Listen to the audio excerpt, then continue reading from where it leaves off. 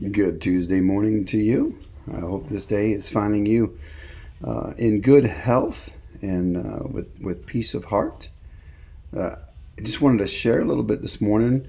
As a staff, we have been reading through the scriptures, and we are in the series right now of reading about the kings. We've finished up with King David and Solomon, and obviously Saul, and now we're in the part of the story where Solomon has passed away, and he has left the kingdom over to his son, Rehoboam.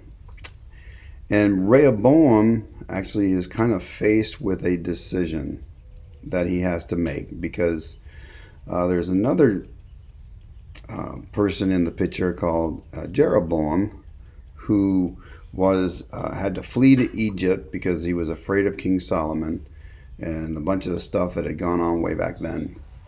And he heard that Rehoboam had been made king over Israel and wanted to come back and not have to live in exile anymore.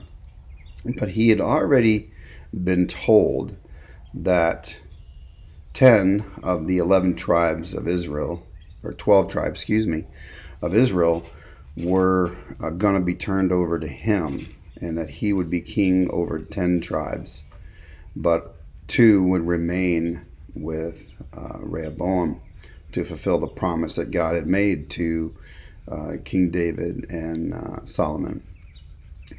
So anyway, the story goes like this. Jeroboam and the Israelites go to the king and basically said, "Look, we will follow you. We will be your servants, forever, if you will loosen the burden that your father put on us." And if you remember anything about King Solomon, he started out really, really good, following God. In fact, God at one point had said, "Look, you're pleasing me, and I want to give you anything that you would ask for." And at that time, Solomon was young.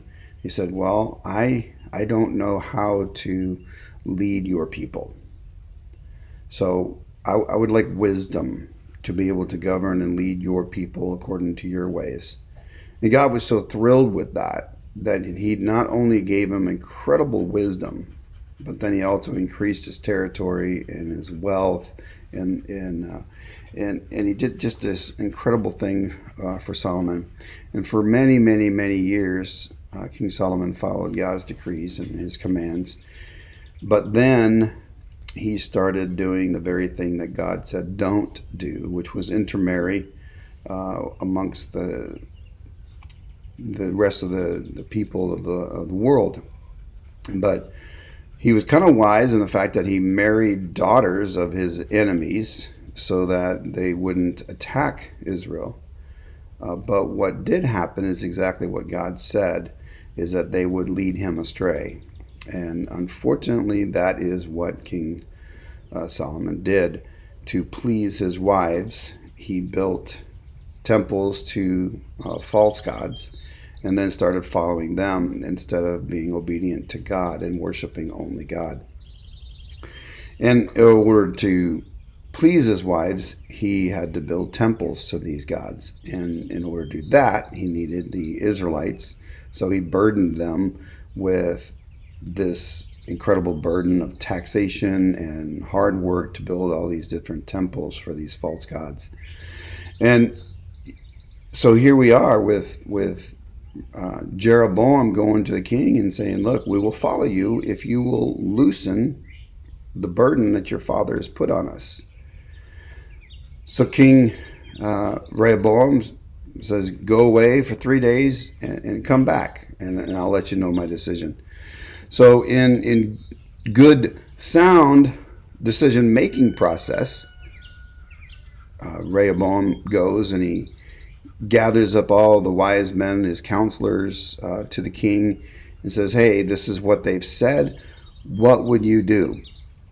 What would you tell the people?" And all the good counselors, the smart men, said, well, your father was very heavy burdened on them. I would go ahead and loosen that, relieve the taxes and relieve the burdens, and they'll follow you. He's like, okay, all right, I got you. Then he went to his friends. And of course, the thing about his friends are kind of living off his dime. So they're living off the wealth of the king. And obviously they don't want it to be shortchanged. They like living the style they're living. So when the king says, "What would you guys do? You're my friends. What would you do?" And they basically said, "Don't. They need to be following you because you're king, not because you're releasing the tax burden on them. So in fact, you should increase it since they have the audacity to come and do something like that." So 3 days later, the king's got to announce his decision. And we know the story. He decided not to listen to the wise men. He decided to listen to his buddies. And the kingdom was then torn in half. And not even in half. 10 rebelled and went with King Jeroboam. And then Rehoboam was left with 2 tribes to govern. And it made me think about all the different decisions I've had to make in my life, and I've had to make quite a few. And I can honestly sit back and say, hey, I've made some decisions that were based on things that I shouldn't have based them on. I've listened to people that have made decisions that would be really in their best interest and not mine. So we really have to be careful about who we choose to listen to when it comes to advice. And that includes even with all the different things that are going on around our world today, we need to make good, sound decisions.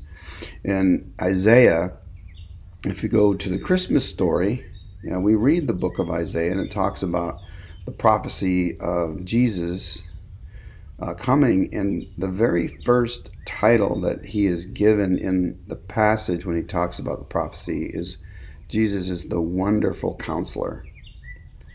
And I know that I have not always listened to God. I spend a lot of time in prayer, and I bet most of us do the same thing. We go to God and we say, we really, really, really need help. We need to make a decision. And we need your help, God. Give us good direction in this. And then we go about the rest of our day and trying to make that decision, and then we wind up just making the decision. We're not getting good guidance. But I wonder if it's because we don't take the time to stop and be still and really listen to what God has to tell us. And I have done that a few times. I said, okay, I'm not going to make a decision until I really, really hear from God. And that's tough because we got to wait, and we got to be patient, and we got to be diligent, and we got to let God speak to our heart. And he promises he will, but it's in his timing. Sometimes we just got to be still. We got to wait and listen for what he's going to guide us, because he's going to guide us in that perfect path. So I pray for you today that you take some time to be still and listen. If you're looking for answers or decisions or direction, go to God. But it also doesn't hurt to find people that you absolutely trust that will give you directions that are not in their own best interest, but in your best interest. So may you have a very blessed and pleasant day. Amen.